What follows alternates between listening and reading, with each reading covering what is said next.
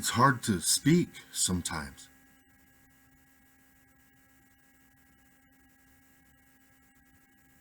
Talking to people every day that are in lockdown.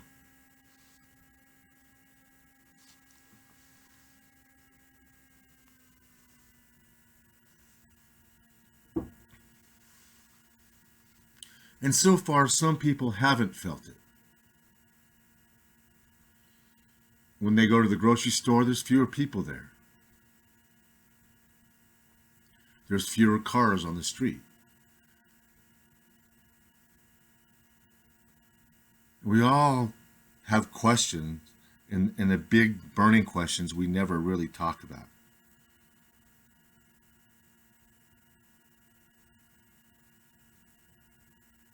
And no matter what side of the fence you are, confused, pro or against, whether this is a hoax or whether this is real or whether it was orchestrated real, it doesn't matter, because we're all in it together. And it's a sobering thought that your hands, when you grab the doorknob, could be killing 10 other people. That's a hard thought to take. But if this is a synthetic engineered accident, then we should all pull together and protect ourselves. Content of my videos, and I don't blame people for being emotional at this point in time, but it's imperative that we stay on the same team. If we start fighting against each other, then the real bandits, the real banditos, get away with highway robbery. And in this case, we're dealing with life and death. Everything's hard now. Everything's hard. Sending out anything through the mail is hard because I don't want to touch or have anything to do with something coming from China that comes from China after a certain date. Then if it sits in an Amazon warehouse, if it's handled by stuff, I mean, even labels and invoices, get handled by people. This virus, the reason it's so virulent and so contagious, it has many different factors that contribute. It's not just one factor. One of the factors is that it cleaves those little pollen-like spherules, those little tendrils that protrude out of the core of the virus body. Those things shed constantly, and it's because it has a very strong protease enzyme that cleaves those stalks. It causes the stalks to let go and fall off, and it's much like the way a seed wart, when exposed to therapy, will shrivel up and fall off and it leaves like a little stalk behind. These things cleave, and they cleave rather constantly. So, and when you dry them out, it makes them lighter. And when they're light and dry, they have an electrostatic charge, just like dust. So they're going to cling to cloth. The other thing, they'll cling to your hair, and they can cling to your skin, and they'll cling to your pants, and so they cling to everything. Number two, if they're wet, like from a moist cough, they have a polysaccharide shell to the core of the virus. The polysaccharide is a complex sugar. That complex sugar, when wet, becomes tacky. So this thing's going to stick to you, whether it's the little pollen-like things that are flying through the air right now and sticking to you, or whether it's the whole viral body attaching due to the droplet nuclei. Those droplet nuclei, they're heavier than the dried out nuclei, and they're heavier, so they eventually end up on flat surfaces and accumulate there, and they last for a while if they're wet. Now, so So the mode of transmission has to be looked at as both aerosolized and hand contact. Everybody, it seems 99.9% of the people have underestimated hand contact. And nobody's wearing gloves. When you go in public, you need to take something that keeps you from grabbing rails, handles, doorknobs, door jambs, all of that. When you come out, you need to wipe down your groceries. Also, it's so important that you dispose of those gloves before you get in your car. If you get in your car with gloves that you just shopped with, you're going to grab your steering wheel. Your steering wheel has lots of dead cells, lots of oil on it from your hands, and you're going to cultivate your virus there. So do not get back into your car with your gloves. And you've got to prepare to change gloves every time you leave your car and come back. If you're not prepared to do that, you're not, when you go out in public, you're just playing Russian roulette. You really are. And now they're talking about closing down the post office. And I treat all my stuff and everything that comes through here. You should know that Kimber Touch has shipped everything up here. Everything. Because they went from a high risk environment to an almost no risk environment. But once it gets in the mail, you're no longer low risk or no risk. So we're taking everything received from Amazon, anything received from anywhere where there's a quarantine, anything that we receive, we don't even touch it. We grab it with gloves. It goes on the outside back of a pickup truck. It's exposed to sunlight for 24 hours, unless it's perishable, and then it's quarantined for 72 to 48 hours. And then when it's opened up, it's sterilized. It's sprayed. You can't really be too careful. So we're picking, and I was choosing because I took over some of the handwork for Kimber Touch, just because it seemed like the right thing to do. But I'm picking shipping containers that are inferior in terms of their ability to withstand anything, it seems like. But by the same token, they were sterile. I know where they came from. I didn't have to go through all this treatment process.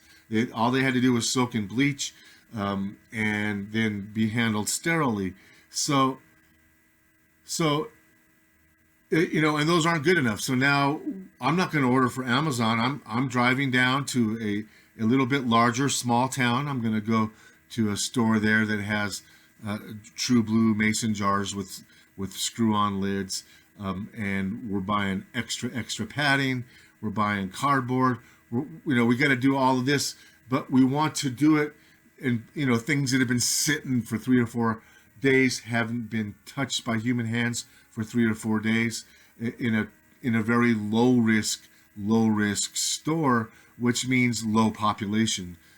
And so also, being in a retirement setting, there is, the healthier looking old people, to me, are safer than the healthier looking young people. To me, I don't think old people are going to be carriers. I don't think they can fight back that virus enough to keep it subclinical. So a healthy looking old person, to me, is safer than a healthy looking young person right now. That's just me. So also, when I criticize our pandemic response, I'm not picking on anybody. You don't hear me use Trump's name as like, oh, I mean, I talk to these Trump haters. I see them, and instead of talking about how they can keep their mom from dying from this, instead of talking about how they can keep pass the word along about the nature of this infection and what it really means and the implications, both political and social and health-wise. Instead of going that, it's, oh, Trump did this and it's Trump's fault that, and it was Trump's fault that those people took quinine phosphate, a fish tank treatment. Give me a break. If you stay stuck there, you're doomed. You have to get off this anti-Trump, anti-Democrat, this is what they've cultivated for you. So get off of it. You're making yourselves seem unintelligent when you leave the what really matters to your family, and you leave out all of those important things, and you start hating on one individual. If you're spending your time hating on one individual, and trust me, I've been there, you're wasting your time. It's a complete and total waste of time. So, and waste of energy, sometimes wasted energy is good energy, but hey, wasted time, you can never get it back. So the stuff that's going around is just completely baloney.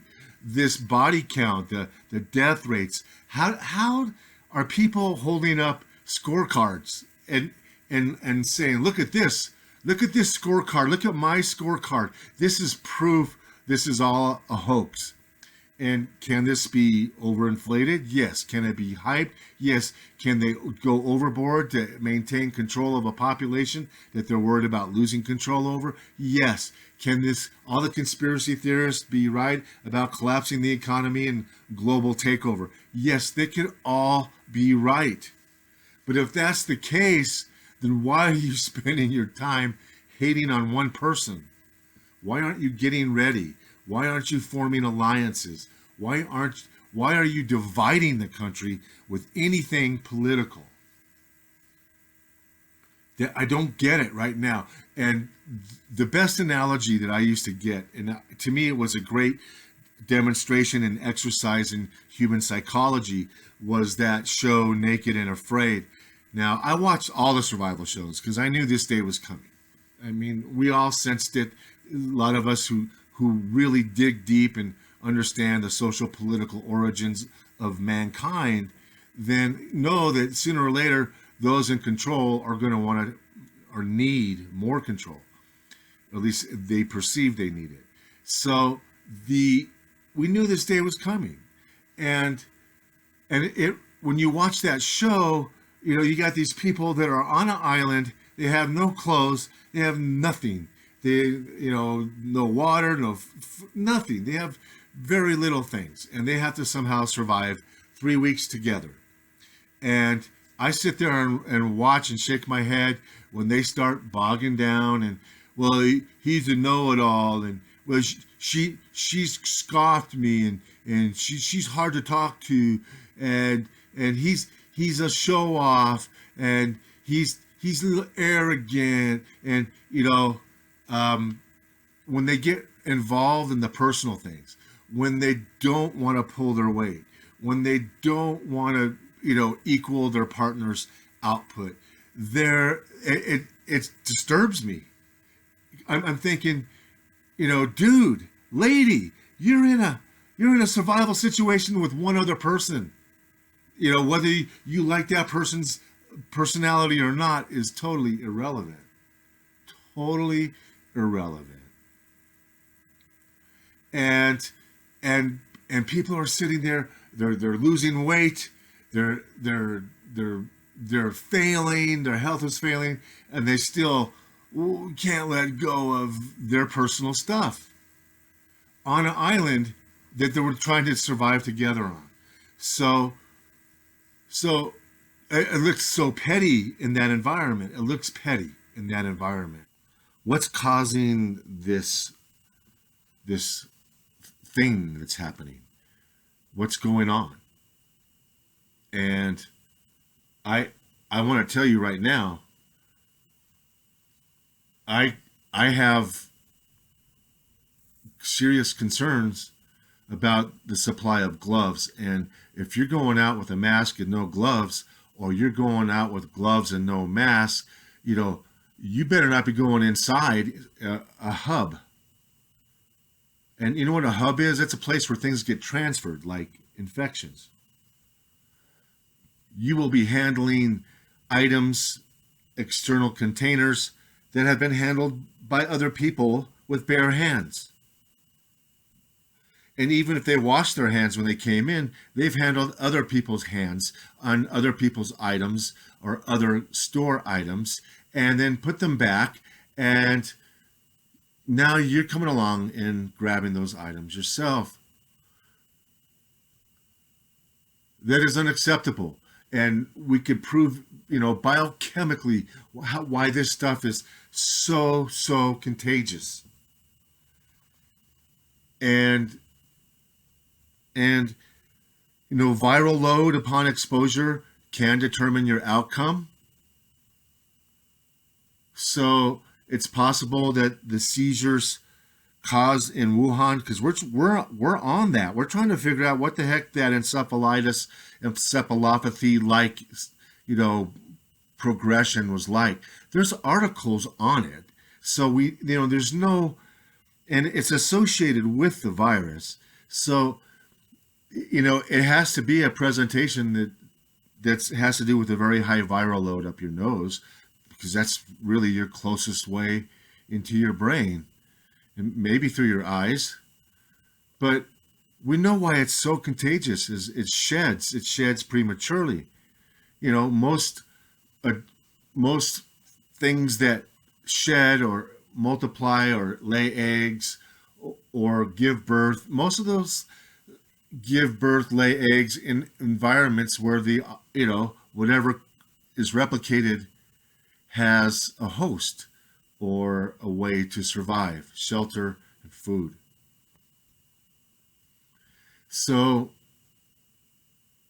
this thing sheds prematurely. So it's very light. Those pods, when they're dry, they're as light as dust. So you can get dust on top of your TV for a reason.